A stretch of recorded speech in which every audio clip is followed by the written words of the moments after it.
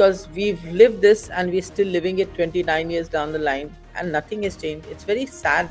Unless they bring in change in the law or there is an exemplary punishment from the Supreme Court, nothing's going to happen. This will keep on getting worse. Happens, their eyes open wide, their tongues hang low, watering, because they see instead of 6 lakhs per license, now we can take out 6 crores from this fellow. Damn fool out of all of us, and making merry at our cost and expense.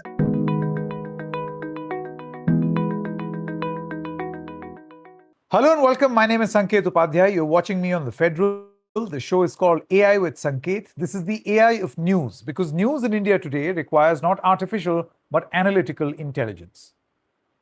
Scenes that are so similar. A fire broke out, treated as an accident, response system below par, slow, deaths, then a whole talk and conversation of accountability, lapses, and then, and the most important reason, a cover-up. And then the cycle repeats again and again and again and again. We're talking about the national capital, Malviya Nagar, a bed and breakfast that was supposed to be for only 6 rooms, had 25 rooms. A restaurant in the basement, locked from the outside. A fire that broke out, which started rising, that killed 21 people and still counting, including foreign nationals. It has caused international embarrassment for the national capital. And what did we see there? We see that many such illegally constructed and allowed hotels have just shut down overnight. And the people staying there, they know for a fact that within a month or maybe even less, all of these people will be back because they would be successful in greasing the palms of all the officials who allowed this in the first place. So it's Malviya Nagar today. It was Uphaar Tragedy in 1997, and the cycle keeps on continuing. Is this nothing and nothing but the frustrating life of the fire victims of the country? We discuss. All right, joining us right now is Ms. Neelam Krishnamoorthy. You know her. She is a very prominent voice whenever it comes to fire safety, fire hazard, and its impact on families. She has spoken. She's the president of the Association of Victims of Uphaar Tragedy. Her story is all too familiar, but unfortunately, rather than getting relief, it seems that there are more people who suffer what Ms. Neelam Krishnamoorthy has suffered since 1997 and even before that. But every incident is causing greater pain and we are not learning those lessons. Thank you very much, Ms. Neelam ji. We'll try to understand from you the work that you're doing and how this is just falling on deaf ears. We also have Gaurav Bakshi, citizens' rights activist and founder of Help Desk. Thank you very much, Gaurav, for joining us. Neelam ji, I want to begin with you first. Yet another day, yet another, I won't call it accident. Definitely this not. was, yeah, this is not an accident. Yet another case of a fire killing people. What was your initial reaction when you saw the pictures from Malviya Nagar? Very disturbing, and each time for us it's a deja vu revisited. That's it. That's exactly what happens.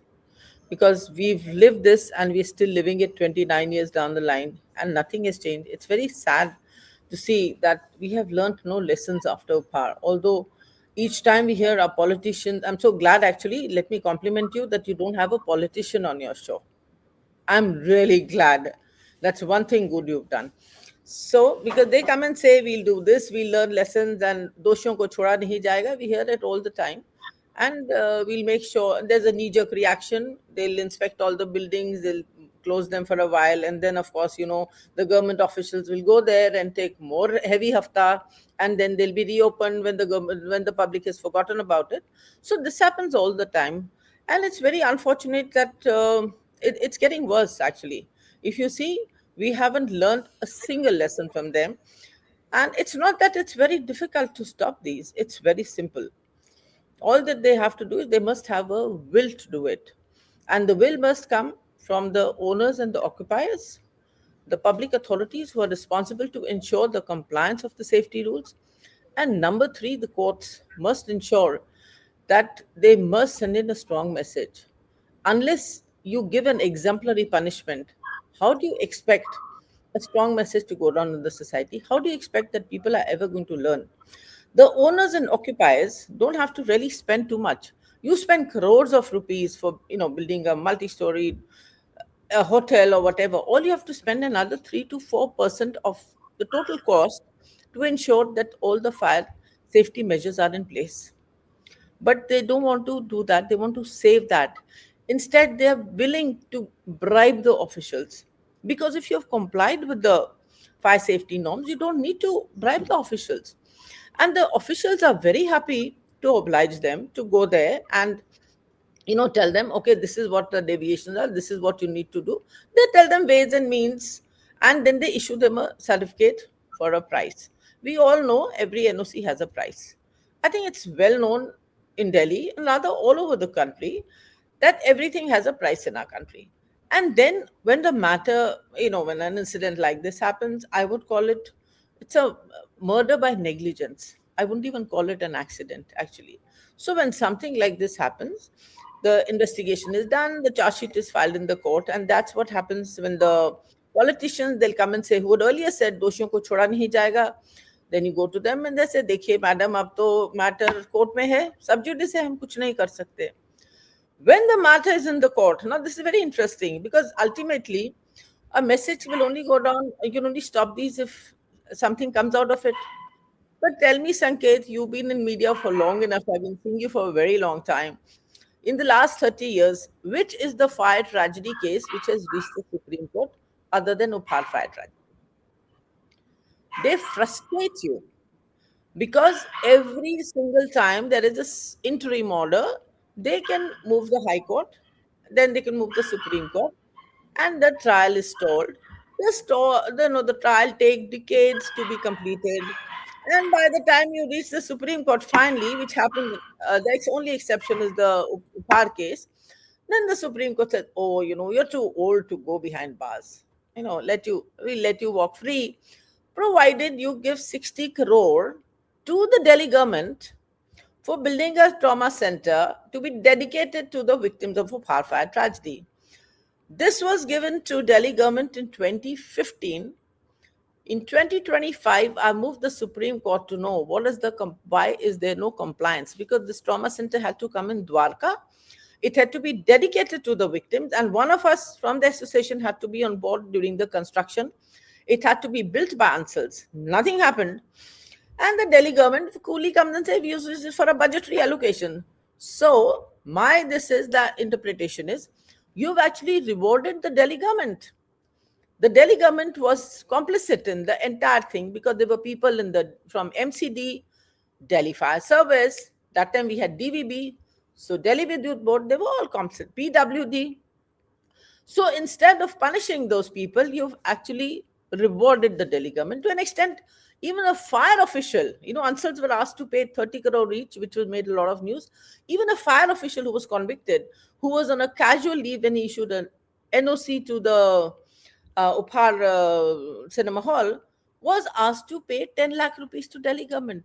So why should a person who is supposed to issue NOCs, he'll say, यार 10 लाख रुपया दिया ना supreme court ने, ऐसा करता हूँ मैं, इतना करोड़ों रुपया कमाता हूँ, 10 लाख साइड में करता हूँ. If at all I'm convicted, I'll pay this 10 lakh rupees fine. So you tell me, where is the deterrence coming in from?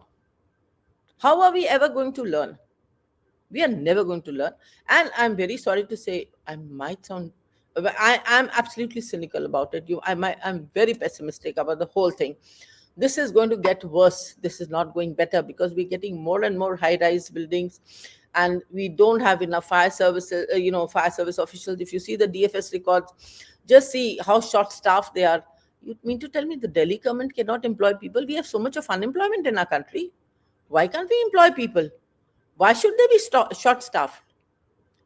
There is, at least now I'm glad they took them to the trauma center in AIIMS. That is also because of us, the Jayaprakash Narayan Trauma Center that has come up. That's because we filed a writ in the High Court, and 2002, the High Court gave directions to have a trauma center in Delhi. And the central government was asked to release funds. So at least I'm glad yesterday somebody was taken there. In the case of Uphaar, we were 1 kilometer, victims were 1 kilometer away from Safdarjung and Ames. And when by the time they were taken to the hospital, they were taken in tempos and three-wheelers. We did not even have ambulances that time. And there was no oxygen in the hospital. People died of asphyxia. So you can see that's the only thing that we've been able to do. Have the ambulances, have the trauma center. I've been telling the government, please bring in a law to deal with the man-made disaster. It's fallen on deaf ears. Went to the law commission. The law commission has also given the recommendations. It was sent to the government. I wrote to the government. But because this law must have a non-bailable provision, because we know what happens in our country, we have to listen to the Supreme Court when they says bail and no jail is the rule. So this man, whoever it is, Mr. Bajaj, will be arrested. And you can be sure within 2, 3, 4 months he'll get bail. And then, of course, the trial will go at a snail's pace, at a bullock cart pace. And then he must be already 60, if I'm not mistaken. By the time the trial reaches the Supreme Court, about 80, 85, and he'll just go scot-free because everybody knows the trick of the trade. All you need to do is, shuru mein bail kara lo, kis tarah paisa waisa khila ke, which we also know it's happening. It's very rampant now, and it's all open how things are happening. They get the bail, then they're out. And then the lawyers are not available. The same lawyers who are available in the court every day for asking for bail, they will not be available when it comes to arguing on charges and later on for the evidence, then we'll taking date. So this is a strategy which the defense lawyers tell their clients, good, they're doing their job, they're earning their money. The lawyer is also happy because he's got a client who's going to pay him for the next 20, 30 years. The client is very happy because he's going to help him delay the proceeding and he'll move scot-free. So this is the whole thing. This is how it works. And you tell me, how are we going to make a change? Unless they bring in change in the law or there is an exemplary punishment from the Supreme Court, nothing's going to happen. This will keep on getting worse. And I'm sorry to say, I am sounding very cynical, but that is a real fact. It's true. No, Neelam ma'am, you are not cynical. This is, as sad as it sounds, this is the reality. This is what has happened since 1997. Gaurav Bakshi, we heard Neelam ji and we know her struggle is real. She has lived through this hell and still living through it. Now, Gaurav, I want to know from you, you see, it's all nice to catch hold of one owner of one such building. And I went there, I went to Malviya Nagar today and I saw that there were many hotels in the vicinity and all of them have just pulled down their name, locked up the door, and you can see that there is not even a staircase. It's just one lift that takes you to each and every floor. So much for safety. Now, all of these buildings must have got an NOC from all these government departments. I fail to understand how is it that a whole government becomes nameless, faceless, that nobody knows who has given these approvals. Gaurav. No, I mean, it can't be that nobody knows. Everybody knows who's given it. The names of the officers are usually on the licenses. So that's not, that can be easily seen. Sanket, Neelam ji, what she said has expressed exactly and painfully the reality of India over the last 30, 40 years. And she's absolutely correct. You agreed. Cynicism is the only way because we have seen no other option. We have seen nothing change. No steps, no concrete steps that will allow us to think that it's going to change over the next 1 year, 2 year. Incremental improvements will happen. And let's say 5 years down the line, a hard stop will happen and our country will see no more fire tragedies. That is not the case. Why is this not the case? Please understand this. And I think Neelam ji was expressing in similar ways. Our bureaucracy and our politicians at the top have deliberately orchestrated creating a very corrupt system which is intended to create tragedies and profit from tragedies. When a tragedy like this happens, their eyes open wide, their tongues hang low, watering, because they see instead of 6 lakhs per license, now we can take out 6 crores from this fellow. They are hoping for tragedies to happen. They want them to happen. Nobody is saying they want to stop it. On camera, they might say, we will punish whoever, we will take action, we will do this and do that. Off camera, their tongues are hanging. They're vultures looking to extort, looking to take out, juice every ounce of blood possible from every citizen of India in any form possible. This is a very harsh reality of the country today, and it's got exponentially worse because startups are scaling up, so is corruption. That's the motivation. Everybody wants to scale up and make their trillion dollar industry overnight. It's true exactly for politicians as it is for the startup world. They want their, in this case, in the political circle, they want, guy wants to be the MLA, wants to be the minister, so on. In the hierarchy of things, wants to be the chief minister and then the prime minister. They know that money power gets them there because that's the system we've created. Therefore, to access all of this, they need money. They all have poison in their heads. They become extremely poisonous human beings. They're only thinking destructive ways of scaling up. And they focus on two areas. One is land, massive land, pumping of money into land, out of land, black to white to black. The whole mess happens there. There is a second part is the tendering process. And third is from an average micro MSME business, there are 63 million MSMEs in the country. Imagine every single business is a potential target for bribes. And they love it. The officers absolutely love it when they're not compliant. Officers themselves hardly will ever know compliance, by the way. They don't understand compliance. They don't know the rules themselves. I sat with officers and heads of departments across multiple states of India. None of them know almost the basics. The junior officer may know the little niche of what he's doing, a little bit of that. But the whole sequence, nobody knows. The whole compliance aspect, what is it that you need to do to be fully fire compliant? What are the multiple licenses required to be fully compliant as a business, as a guest house? What are the building permissions which are separate from commercial licenses? There's the building permissions. The building has to be compliant with laws, with construction guidelines, with town and country planning, and so on, municipal guidelines, or a panchayat in other states is town and country planning, etc. And that is one part, the building compliances. Second is operating business licenses or commercial licenses, as we call them. Once a building is ready, these are the compliances to be able to run a business and comply with the various rules, including safety, health, pollution, air and water, the local police norms, excise laws, and so on. None of them care, Sanket. None of them. So this is the harsh reality we are facing with. It is up to, now who cares? The question becomes, now who cares? It's not them. It's Neelamji. It's you and I who choose to one day, unfortunately, due to great loss in this case, and it's just deeply saddening. I can't imagine a mother, any mother, ma'am. So I'm, you've been through it. Words are not what is going to do anything in this case, but I can only feel a certain aspect of it. It is just horrible. That's all I can say for now.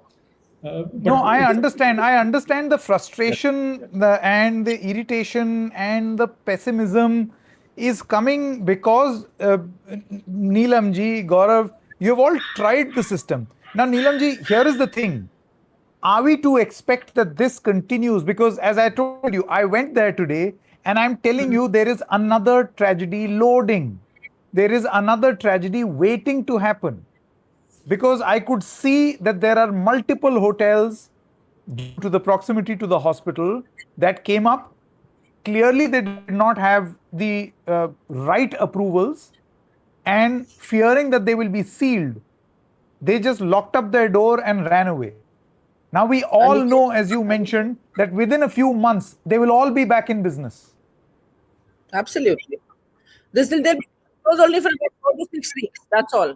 When things will die down, you will get busy with something else, and the cop, everybody look the other way. The cops will go, "Acha, kholo, hamara hafta itna tha, ab itna chahiye." And the tragedy is everybody knows. ये जो हफ्ता है ना ऊपर तक जाता है. It is just not that guy who is collecting it. It goes right to the top, and you all know it. That is why nobody takes any action. Do you think they don't know this is going to happen? Or they are going to reopen after 6 weeks? They also know. If I can add a quick comment on this. So I think that is what needs to be stopped. And this, the government comes in heavily on these people who are responsible. They know there is corruption. They can't be cuckoo's land that they don't know. "Arey, yahan corruption ना, there's absolutely corruption free. Nobody does anything. सब बिल्कुल rule regulation के हिसाब से चल रहा है." ऐसे चल रहा होता तो 6 कमरों का permission and you've got 25 rooms. You mean to tell me everybody is blind? Even the area MLA who's there, he doesn't know कि ये B&B और यहाँ it's such a huge place. How come it must be having more rooms? बाहर गाड़ियां इतनी खड़ी होती हैं, you can make out that this is not just for 6 rooms. Obviously, if you got place for 25 rooms, there must be a parking must be there. The cars must be over 20, 25 cars there. So you can make out this is a B&B not for 6 rooms, much more. You can't turn a blind eye. So definitely they are responsible, and they have to do something.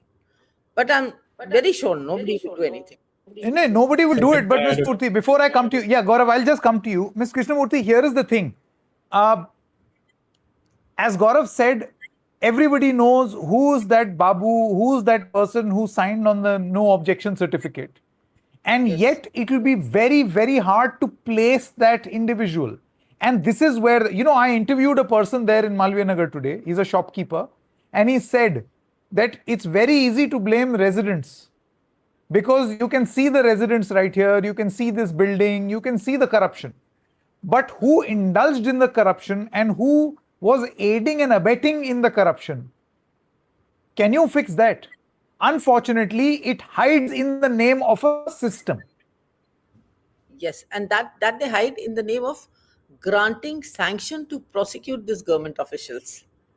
Even if they charge sheeted, then the process will come of granting sanction. In our case, it's very interesting. I have to bring it in to tell you. An IPS officer, Mr. Amod Kant, was summoned when the CBI filed a closure report in 2009. And the only thing, the summoning order was upheld in the High Court. The Supreme Court disposed it of, saying, for want of sanction, we are disposing it off because the magistrate has erred in not taking sanction. But our order will not come in the way because of the reason that we are disposing of the petition. But if the sanction is granted, he can be prosecuted. Now, after 2 years, the CBI goes to the court, to Rouse Avenue Court in January this year, and they said, we have decided not to go in for sanctioning. Please tell me, they protect their own, they protect each other. Because CBI, as a prosecuting agency, cannot decide whether they have to go for sanctioning or no. They have to go to sanctioning. It is for them to decide whether sanction is given or no. It's for the Home Ministry. So what I'm trying to say, the whole process is so cumbersome. And even if you charge sheet anyone, like the Babu who's responsible, somebody there who's also a part of that circle, who's been getting bribes, they'll make sure his name is not even sent up for sanctioning. So how do you proceed further? Please tell me that. They made it, I think there's a protective umbrella around these government servants. It's not easy to prosecute them. It's top down. And which is why they operate with impunity. Gaurav Bakshi, this is the reason. That's why I'm bringing in a group. There will be people from MCD, from PWD and police. They work in cahoot because they all protect each other. Yes, Gaurav. So yes, it's top down. Because the top guy has ensured he needs his pound of flesh from everything under him, therefore he appoints the officers under him who will propagate his agenda of money collection. Therefore, that senior officer, the head of the department, will get the specific officers who will be his yes men, who will go on the ground and do the collection, which is passed all the way to the top. Therefore, every senior person will protect his junior, and therefore no sanction. It's impossible to get sanctions because they're all the same team. It's a criminal syndicate, if I can put it bluntly. Now, what does this mean for everybody? Because of this criminal syndicate and this chain that exists, not one, not two, millions of buildings are not compliant with building permissions, with building laws. Millions of businesses that are run inside those buildings are not compliant with fire safety and so on. Therefore, to your point, Sanket, it's a walking, talking disaster. We are a time bomb. We're a sitting time bomb, except, as I said yesterday, not a big one, but mini micro bombs bursting every single day. Some of them are bigger and therefore they make it to the news cycle. But there are many more which are much smaller, which go hidden. And we wake up when these little bigger bomb bursts, like yesterday, unfortunately. There's hoo-ha, there is shutdowns, there is political nonsense, vomiting as I call it. They'll do the same nonsense discussions. They'll put out an arrest warrant. They'll go search the guy. There'll be more political drama around it. They'll arrest him. He'll get the bail a few days later, maybe a few weeks later. Everybody makes $1 billion more than they would have otherwise. They're all happy. The news cycle has changed. It's over.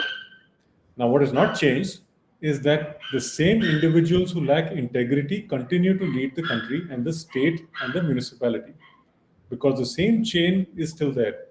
Therefore, the chain cannot be broken. The only way it can be broken is when the top guy, in some manner of integrity, comes in and brings about political shift from the top.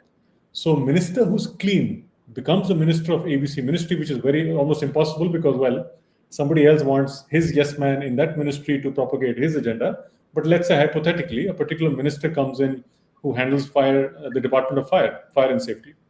And he then proactively brings in clean officers who under him. Let's talk solutions, however irritated and pessimistic and frustrated you may be. And I understand that frustration. Living in a high-rise myself, I can feel the helplessness if something like this were to happen to me. I know for a fact that many buildings in Noida and Greater Noida, the fire departments do not have fire tenders that can go up beyond the 14th floor. And you've got 30-floor buildings. Yes. So, yes, I understand the helplessness. But what does one do, Neelamji? Well, there are a few things which can be done and which should be done. Number one is to ensure, if we can do something about this corruption, it has to be corruption free. Come down heavily on these corrupt officials. Bring in some deterrent in the society. Exemplary punishments. The courts must come down and give exemplary punishments. And number three, I think what we need is a change in a law to deal with man-made disaster, where make it non-bailable offense, trial to be concluded within 2 years, not more than that, and at least minimum 10 years of imprisonment without parole. You do it for 2 or 3 cases and you just wait and see, there'll be a change. Why is it that it can happen in the Western countries? There, one incident happened, they change the laws and they bring in a lot of amendments, and then the fire incidents don't happen there. In Romania, apparently there was a fire and the Prime Minister with his entire they all resigned. I mean, they're so conscious about it. But in our country, we've seen so many fires and nobody ever is bothered. The only thing we hear is, "Doshiyon ko choda nahi jayega." This is one line I've heard innumerable times, each time there is a tragedy, and it means nothing. So I think, which essentially and loosely translates into hum bacha lenge. As a part of a syndicate, we'll save our own. Yeah, of course. Exactly. How are they going to last? They all take care of themselves. I always say, these kind of fields, be it police, be it MCD, be it even the legal fraternity, they all protect their own. I've seen it. I've experienced it myself in the last 30 years. I've seen, if I go and complain against a lawyer to the judge, he never raises a finger. अरे madam छोड़िए, कोई बात नहीं. You tell to the bar council, अरे मेरे madam क्यों धर्म संकट में डाल रही हैं? This is how it is. That's why I say these 3, 4, they all protect their own. If this has to stop if you want some changes. I'm sorry. Absolutely to tragic. Put it in a yes, Gaurav, quick closing comments. Yeah. In an ironic manner, it's one is कि हम सबको बचा लेंगे, obviously their own gang. On the other hand, they're also laughing in their head and saying, फिर बेवकूफ बना दिया पूरे देश का. हम वैसा ही करेंगे जैसा मन कर रहा है, इनको बेवकूफ बनाते रहेंगे. ये हर साल बन रहे हैं, 10 साल, 20 साल, 40 साल से हो रहा है, बनाते जा रहे हैं. So it's time we realize how we are being fooled completely, blatantly on our faces. They're making a damn fool out of all of us and making merry at our cost and expense and on our lives. बेवकूफ बन रहे हैं. That is the irony. हम लोग बेवकूफ बन रहे हैं. That is the irony. But very frankly speaking, when I go and meet a politician or an official, I know I don't. First of all, I don't go and meet them. And if at all कोई काम जरूरी जाता है, तो I don't trust them what they're saying. I don't go by what they're saying. because I know they don't mean anything. I went to Yes. Arvind Kejriwal to tell him not to accept the 60 crore when the Supreme Court gave those 60 CR, and he told me, हाँ हाँ बिल्कुल नहीं लेंगे. And then I came to know that accepted. And when I asked him, आपने क्यों लिया? He says, अरे madam constitutional crisis हो जाएगा, इसलिए हमको लेना पड़ा. चलिए कोई बात नहीं, हम ट्रॉमा सेंटर बनाएंगे. बट ट्रॉमा सेंटर नहीं हुआ, वो बजटरी में चला गया, बजट में चला गया 60 crore. Where is the trauma center? So that's what I'm saying. You've rewarded the Delhi government. You have to stop this. Yeah. Absolutely crazy, I must say. Gaurav Bakshi as well as Neelam Krishnamoorthy, please carry on the good fight, which is all that I can say. And with the help of these programs, we'll also do our bit. I know it's frustrating. I can feel the helplessness, but what does one do? What else? What other option do we have? It's as simple as that. Thank you very much, Neelam Krishnamoorthy as well as Gaurav Bakshi, for joining us. Thank you. Thank you, sir.